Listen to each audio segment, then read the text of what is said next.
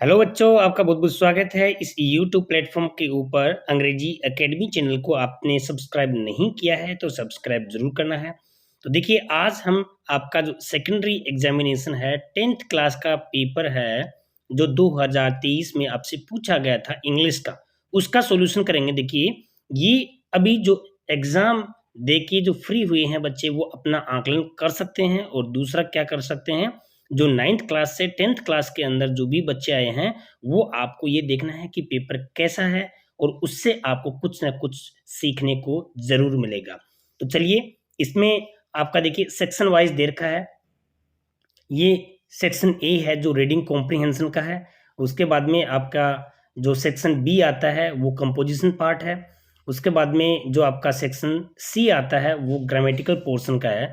तो चलिए पहले स्टार्ट करते हैं, हम हमारे जो ग्रामेटिकल पोर्शन है उसको समझाते हैं। देखिए, पहला क्वेश्चन आपका था correct form of the verb, यानी कि जो टेंसेज हैं उन टेंसेज में लिया गया क्वेश्चन है जिनको हम क्या बोलते हैं, correct form of the verb बोलते हैं। ये याद रखना। देखो, पहला है वंस देयर ब्लैंक, बी दे रखा है और ए किंग।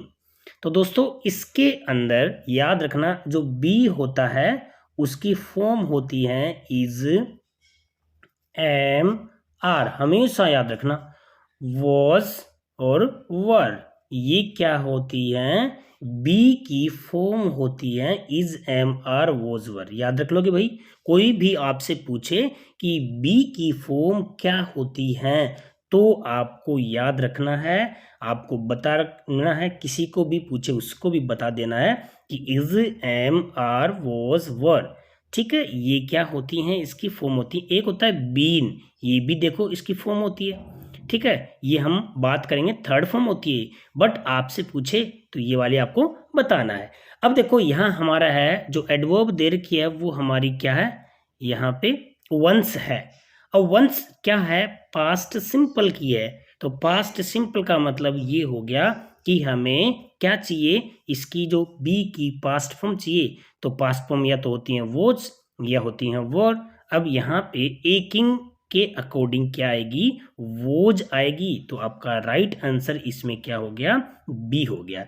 समझ आया भाई, ये correct form of the verb के क्या है, सेंटेंसेस है।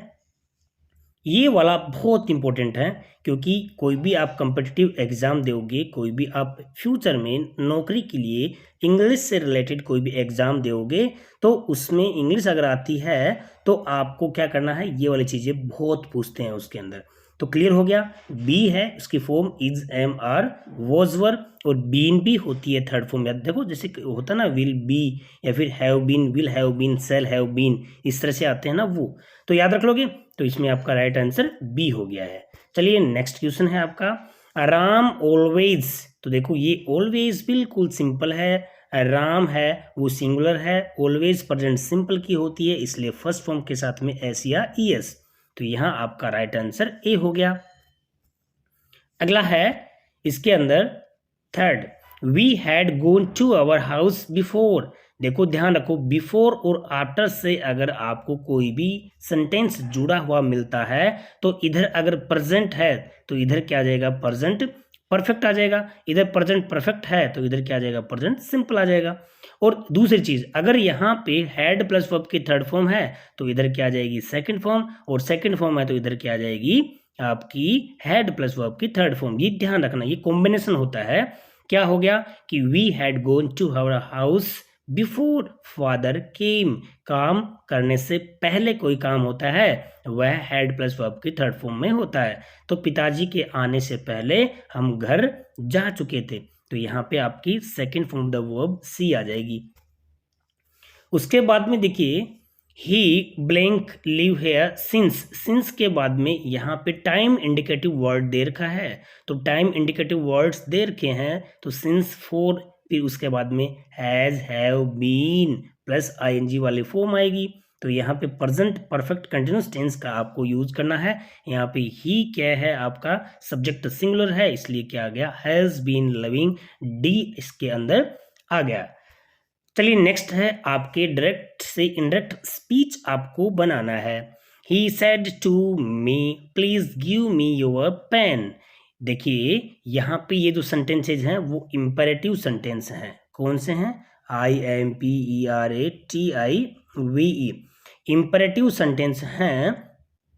तो देखिए इसके अंदर सेड टू होता है, वो आपको आस्क्ड में चेंज करना है। तो यहाँ मैं लिख रहा हूँ ही आस्क्ड मी, ठीक है। अब यहाँ पे प्लीज और काइंडली ऐसे जो शब्द होते हैं, यानी इम्पेरेटिव सेंटेंस है, वो डू नॉट से, प्लीज काइंडली से, लेट से, ठीक है। उसके बाद में वर्ब की फर्स्ट फॉर्म से स्टार्ट होते हैं, वो क्या कहलाते हैं? इम्पेरेटिव सेंटेंसेस कहलाते हैं। तो यहाँ पे प्लीज काइंडली जब भी आता है तो यहाँ सेड टू को आपको किस में चेंज करना है? रिक्वेस्टेड में चेंज करना है, ये ध्यान रखना। प्लीज काइंडली को किस में चेंज करना है? रिक्वेस्टेड में चेंज करना है। तो यहाँ पे आपका जो इसको चेंज करोगे तो क्या बन जाएगा? ही रिक्वेस्टेड, ठीक है। फिर ऑब्जेक्ट आ गया मी, प्लीज काइंडली को हमने हटा दिया, फिर आ गया आपका टू, फिर यहाँ पे आपका आ गया give me according to he. यहाँ ऑब्जेक्टिव फॉर्म है तो ही की ऑब्जेक्टिव फॉर्म होगी हिम, तो give him your according to, change according to me. तो यहाँ पे ये पजेसिव फॉर्म है तो मी की पजेसिव फॉर्म माई, और यहाँ पे आ गया पेन। तो क्या हो गया भाई? He requested me to give him my pen. He requested me to give him my pen. ठीक है, ये वाला बन गया है। तो ये वाला आपका राइट आंसर इसका। दूसरा इसके अंदर देखो क्या कह रहा है कि he said to me where are you going। ये आपका है इंट्रोगेटिव, WH वर्ड से स्टार्ट हुआ है, तो इसको आप बनाओगे he asked me। Connective word क्या लग जाएगा? where you according to मी। तो यहाँ पे सब्जेक्टिव फॉर्म क्या हो जाएगी? आई। आज इजेमआर है तो किस में चेंज हो जाएगा? वॉज वर्ब में, तो यहाँ पे आ जाएगा वॉज गोइंग, ठीक है। ये वाला हो गया इसमें। तो he asked me where I was going, he asked me where I was going, ठीक है। ये इसका ऐसे चेंजेस हो गया है। उसके बाद में आप क्या आते हैं? कनेक्टिव वर्ड्स, यानी कि ये जो कंजक्शन वाला है। तो पहला क्या है? He is a teacher, he is a writer. तो देखो इसमें टीचर और राइटर ये अलग अलग हैं, तो not only but also say आपको चेंज करना है। तो क्या आ जाएगा? He is not only a teacher, he is not only a teacher, और बट ऑल्सो ए राइटर, ऐसे बन जाएगा ये, ठीक है भाई। समझ आया क्या आपको? He is not only a teacher but also a writer, ये वाला इसका चेंज हो जाएगा बट ऑल्सो में। दूसरा क्या कह रहा है इसमें? Ram is my friend, Shyam is my friend. देखो दो में सब्जेक्ट अलग अलग है, जब भी बोथ एंड से जोड़ते हैं तो क्या बन जाएगा? पहले बोथ लगा देंगे, तो both Ram and Shyam, SHYAM। अब ये प्लूरल बन गया तो आर माई फ्रेंड्स, फ्रेंड्स लग जाएगा, ठीक है भाई। यहाँ पे क्या हो गया? My friends. समझ आ गया आपको? चलिए तीसरा देखते हैं। Ramu is a thief, Shyamu is a thief. Either और में चेंज करना है, तो यहाँ पे सब्जेक्ट ही अलग अलग हैं, तो आइदर रामू और श्यामू, ठीक है। यहाँ पे सिंगुलर ही आ जाएगा, इज ए थीप। तो देखो आइदर और हम स्टार्टिंग में ले लेंगे, तो आइदर रामू और श्यामू इज ए थीप, ठीक है भाई। ये वाला भी क्लियर हो गया आपका। उसके बाद में फिर आता है आपके क्लोजेज का, यानी कि रिलेटिव प्रोनाउन से आपको जोड़ना है। तो the book is on the table, the book has a white wrapper. Wrapper होता है ना कागज का टुकड़ा, जिसको हम ऐसे बोलेंगे, ऊपर वाला जो होता है कवर होता है उसको। तो क्या हो गया भाई? The book. देखो इसको दो तरह से आप बना सकते हो, द बुक विच हैज, ऐसे भी कर सकते हो आप, the book which has a white wrapper, WHITEWRAPPER, okay. तो क्या हो गया? The book which has a white wrapper is on the table, is on the table, ये बन गया, ठीक है। या फिर इसको ऐसे बना सकते हो आप लोग चाहे कि the book is on the table, ये यहाँ पे the book is on the table which has a white wrapper. तो ये वाला भी अगर जिसने बनाया वो भी राइट है, दोनों तरह से बन सकता है।